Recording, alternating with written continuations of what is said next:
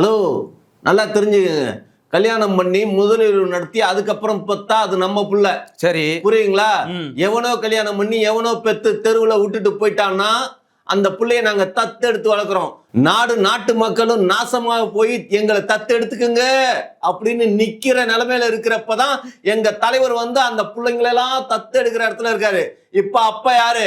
மு.க. ஸ்டாலினா எங்க தலைவரா? அப்ப எல்லாரும் அனாதையா இருக்குன்னு சொல்ல வரீங்க? இல்ல அனாதை ஆக்கிட்டீங்களா இப்படி? ஆக்கி வச்சிருக்காங்க. இல்ல சார், ஏற்கனவே 41 குடும்பத்தை நீங்க அனாதை ஆக்கி தான் வச்சிருக்கீங்க. தெரியுதா இல்லையா? ஓ, அதான் சொல்ல வரீங்களா? எங்க தலைவர் சொல்லியிருக்காரு. அந்த 41 குடும்பம் நான் தான் உங்க பிள்ளை.